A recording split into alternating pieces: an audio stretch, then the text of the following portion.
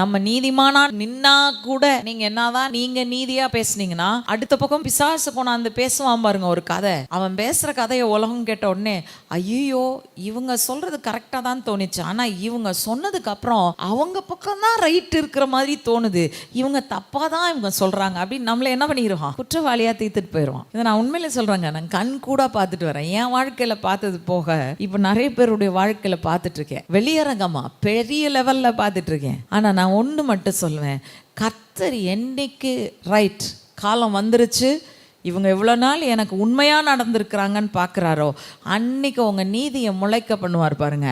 அன்னைக்கு எந்த வாயும் பேச முடியாது உங்களுக்கு விரோதமாக. எந்த நாக்கு உங்களுக்கு விரோதமாக எழும்பிச்சோ அந்த நாவெல்லாம் ஆண்டவர் அங்கேயே அழித்து போட்டு அழுகி போக செய்து நீங்கள் அவருடைய நீதியில் நிற்கிறீங்க.